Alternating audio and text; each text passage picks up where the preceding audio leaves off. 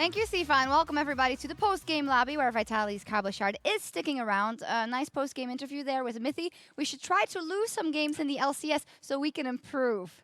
Okay? I mean, technically, you do learn more when you lose. That's why Vitality's strategy coming into this split is to lose a lot, right? Exactly. To learn and improve. I mean, to be fair, if you win every game, you actually don't learn that much from every game you play. But if you do lose from time to time, you can actually learn a lot. That's why there's so many ties. They won the first game, and then so now we can lose the second we one. absolutely have to lose. Yeah. Well, there was one thing to take away actually from the interview that Mithy was maybe a little more serious on, and that was improving on the lane swap. We saw out of game one there was an improved set of plays.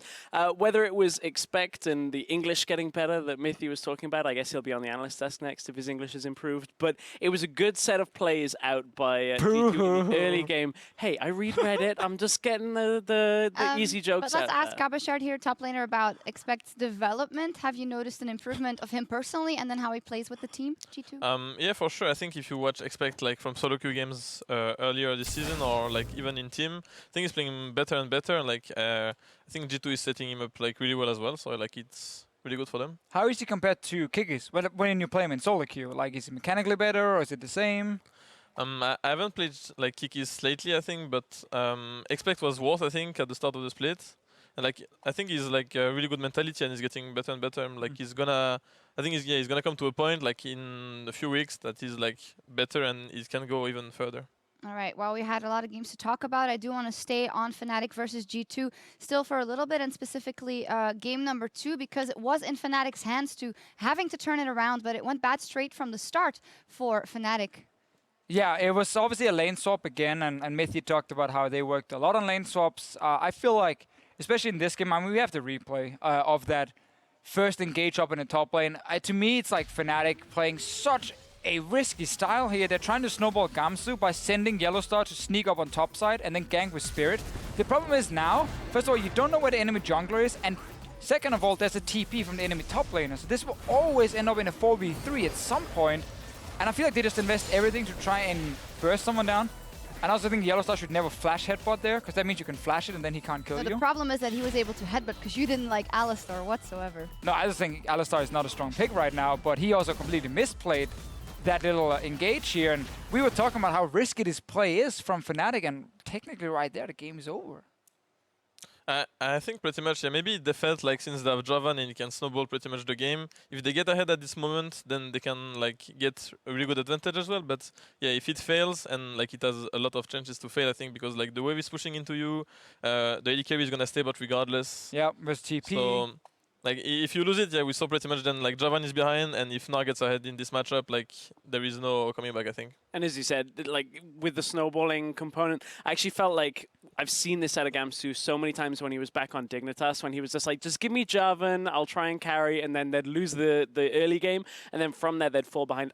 We haven't really seen that so much out of Fnatic recently, so I was a little surprised to see them go for such a heavy dive, all in, let's try and get ahead early and continue winning comp.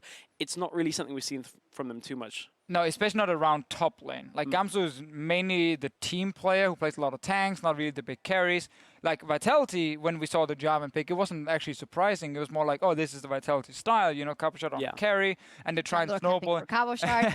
That's yours then. We know he loves it.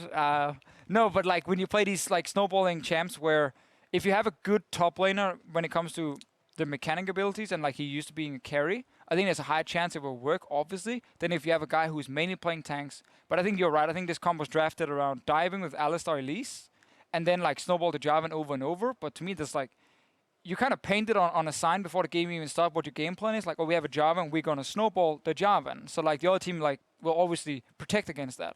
Do you think that Fnatic should, we saw Febiven's stats obviously, do you think they should always just try and bet on him? I don't think you always can in the current meta with like Victor, Azir, these picks. I don't think you can necessarily like camp them. I don't think that's worth it in the mid lane. But Fnatic has done really well in the past when Febiven plays side lane, and they play like 1-3-1. But the current meta just heavily favors these control mages. Player of the game in this one is Mithy, if only for that post-game interview. No, he's always very, very solid player.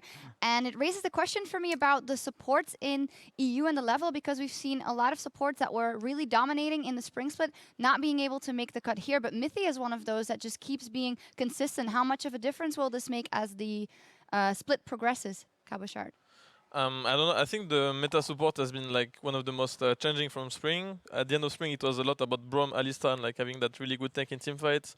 We saw the change moving towards Kama, Nami, Janna, and like some Bard, because like Bard in the mid game is just like maybe the best support because of like the catch potential and all of that. And like Missy has been adapting to any of those meta, so like it's a really good point for them. And that's the thing, is he's not only just adapting to the champions, but the different play styles throughout the game as well. As you're saying, like range supports have a very different role when it comes to laning and mid game compared to tanks. And Mithy's not only going, okay, well I can play Alistar and I can play Bard and get the engage bit down. He's doing the warding bit, the catching, like everything that he needs to do seems to be on point with Mithy when he changes champion and changes slight play style. I mean, Mithy's just so annoying to play against because like back when he joined the LCS Season 3 summer, when he joined Lemon Dogs, he came in, he was instantly smarter than every other support. He also had better mechanics than every other support, and he just needed stage experience. He got that during the summer split, and ever since he's actually been like the best or at least top 2 support in Europe. I feel at least. He will obviously say he had some down periods and up and so on, but we don't count like individual weeks. We look at overall an entire split.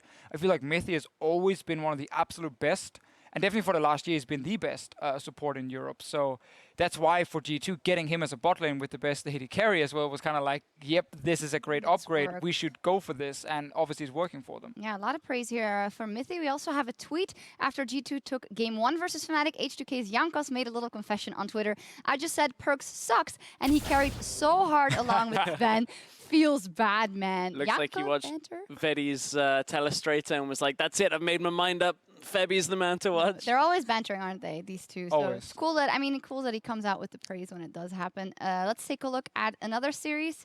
We're going to keep that tweet up that I want to look at specifically. Roccat versus Giants. It might not be the match that you're like, oh, I'm really going to watch it. But Giants, they 2-0'd Roccat, which was quite surprising to me. I thought this was going to be a tie.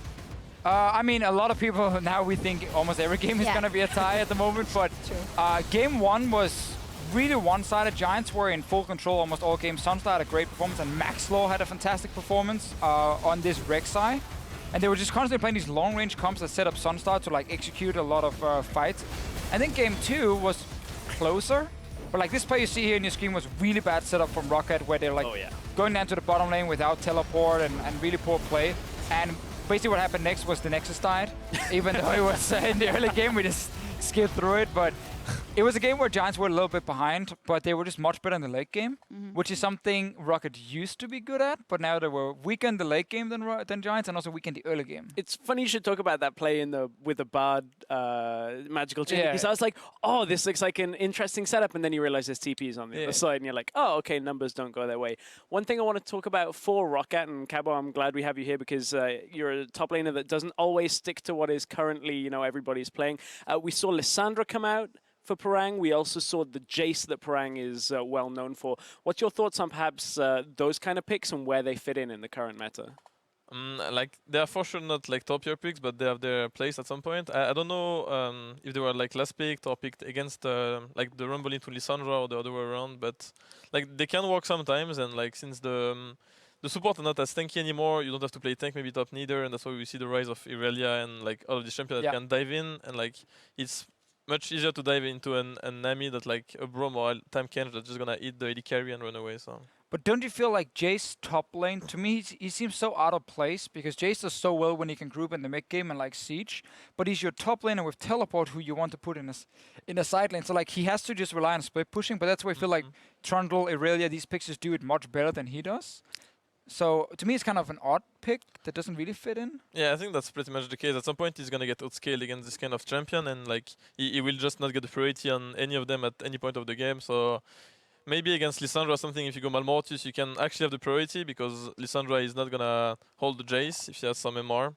But yeah, rather than that, I don't think he's like that good. Like Rumble and Lissandra are much more like pickable than Jace. definitely. That Rumble, Smitty J played it twice. You had a very interesting statement about Smitty J versus Cabochard before we got to this. I mean, that was just between friends, that statement. Okay, but let's ask I hear a lot of Cabochard about backpedaling. Smitty J. Because Giants in general have surprised. They've been doing a lot better than a lot of people had expected. How do you think Smitty J is playing right now?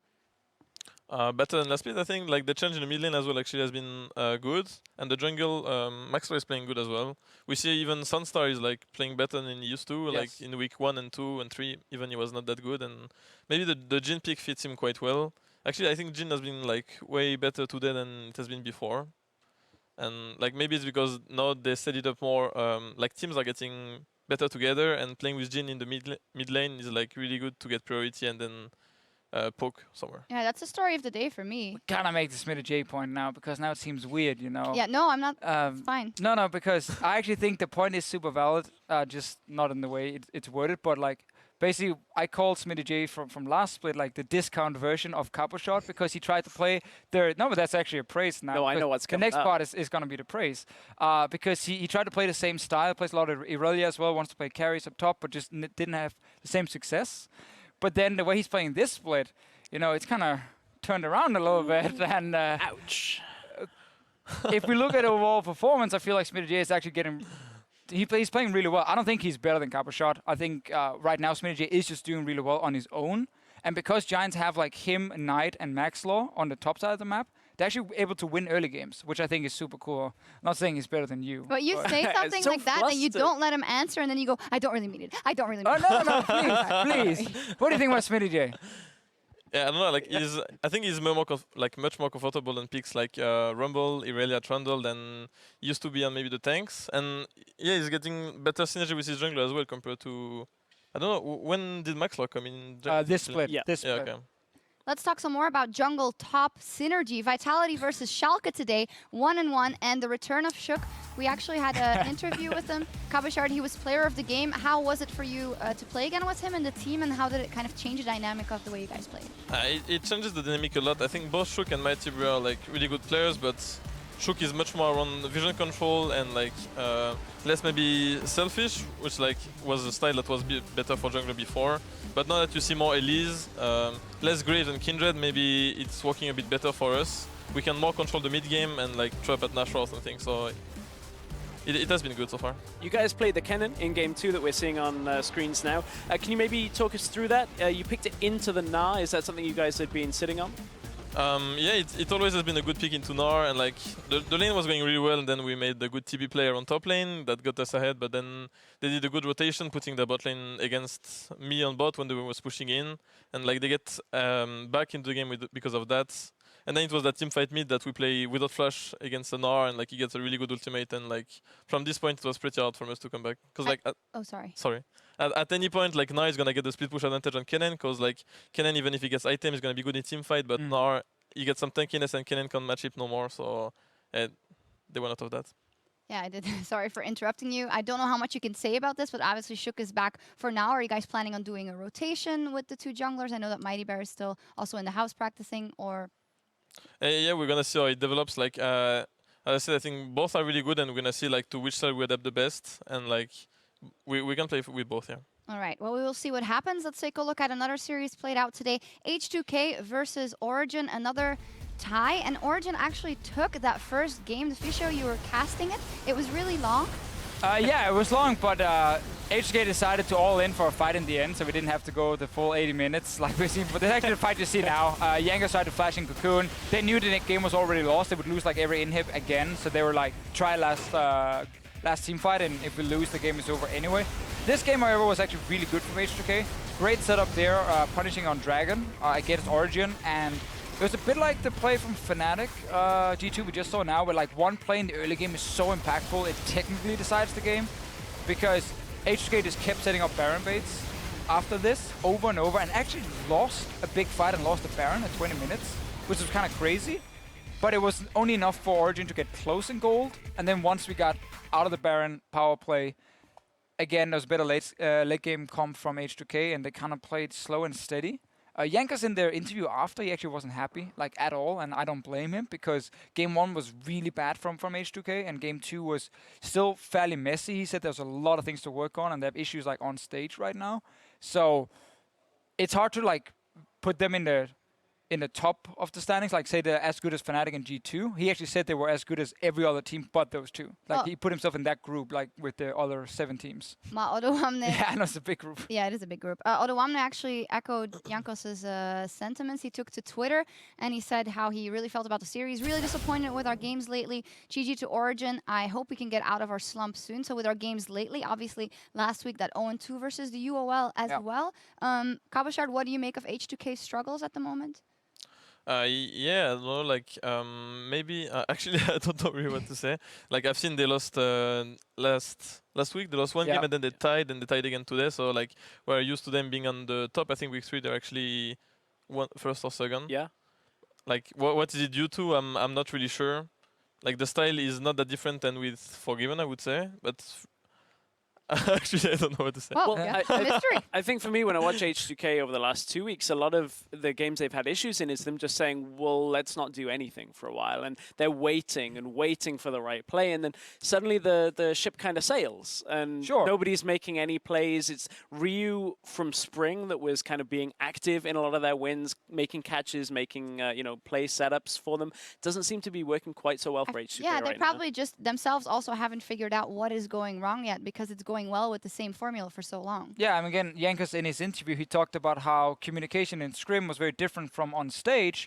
And one point that Pulse and I made during the cast quite a lot that he also echoed during his interview was like, sometimes specific players just need to play more aggressive. Like from time to time, you're setting up a Baron, let's say you have a Shin or whatever with Taunt Flash, like sometimes you just gotta pull it and go for the Taunt Flash and see if you can catch 2 or 3 guys. That's how you start your fight, and then it's much higher tempo in the way you're playing, but they're doing it extremely safe. And whenever they then fall behind on the map, it's very hard for them to pull out of it. It's not like they don't want to, but it's just very difficult if you're losing the map already, and that's what happened in game 1 where they just couldn't do anything. Yeah, let's take a look at where they end up in the standings at the halfway point of the summer split. Now for real, though.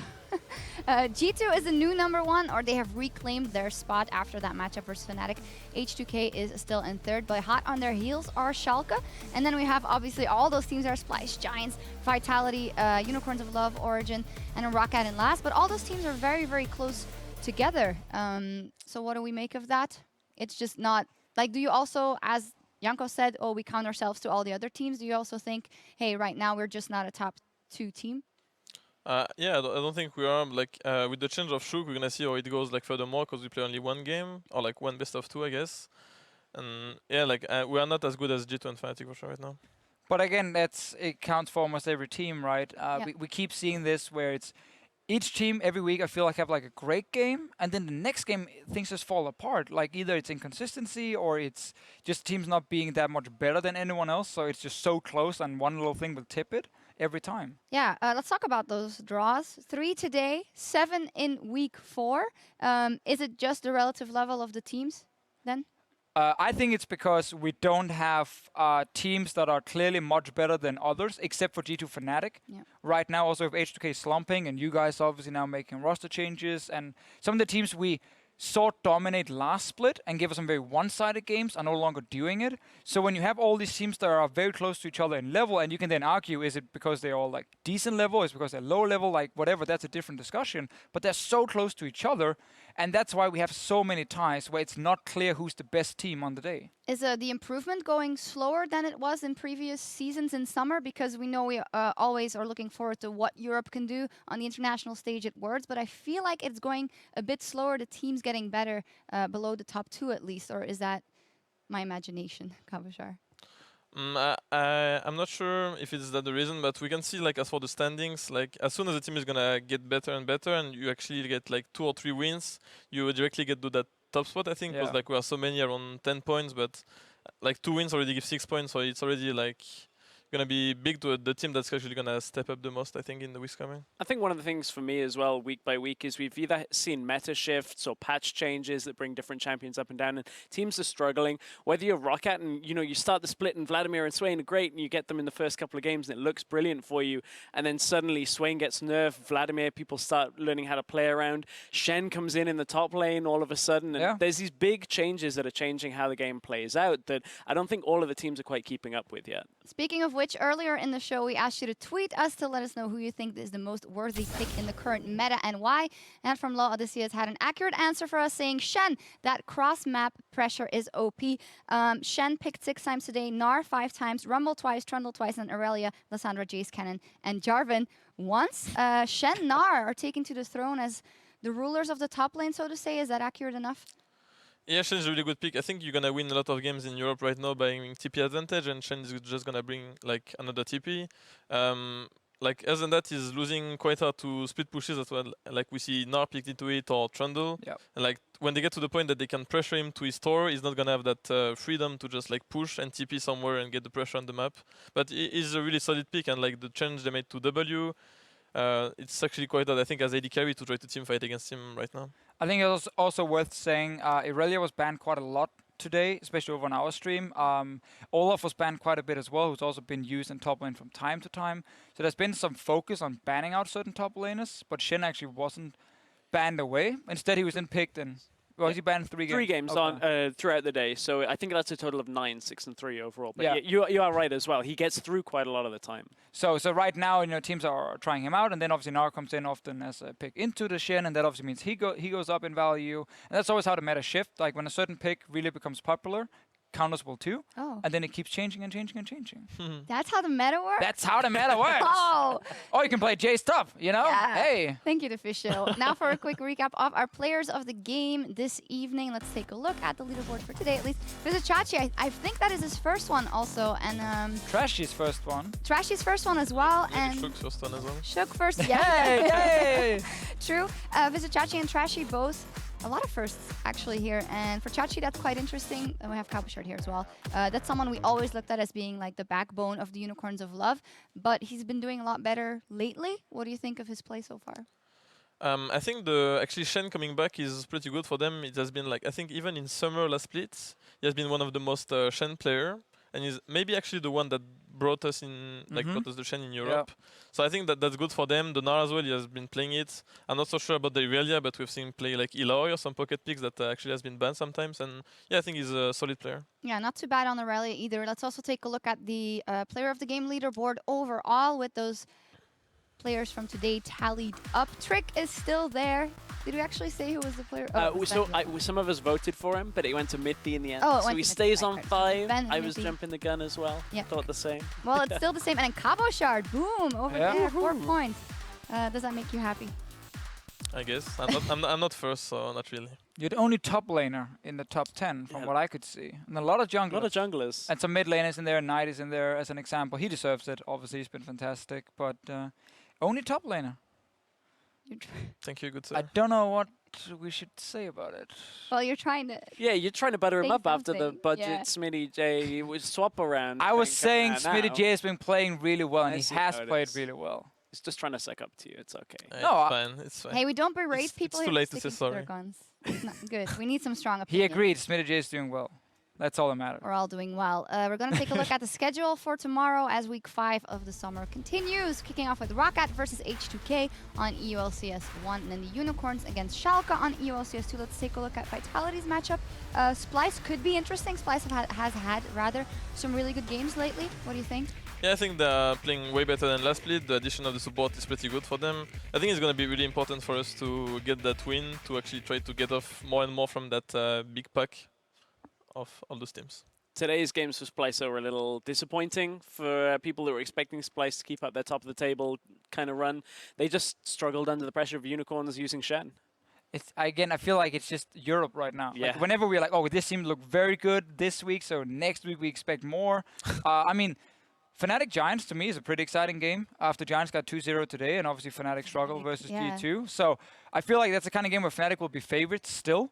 But Giants have shown that they can actually play really good early games, and they can snowball the game, so that could easily be a tie. Does that mean we have to change the meme that now in Europe everybody loses or ties to everybody? Everyone and Fnatic ties to wins? everyone, yeah. And in the end, Fnatic wins. Well, in the end, right now, I guess G2 G2, wins. I G2 suppose. wins. Right now they do. In any case, tomorrow, set your alarms and grab your friends. If you live in Europe and you have to set your alarm, then you've been sleeping really long. We'll be back tomorrow night at 5 p.m. Central European Summer Time, and that is 8 a.m. Pacific. Until then, first up, thank you to Cabochard for joining us. Thanks for inviting me, I guess. Thank you. No, Thank it you, was the cool. Fish Show, for being so cool with me. Yeah, there we go. And thank you all for watching. We'll see you tomorrow night as the summer split continues. Good night.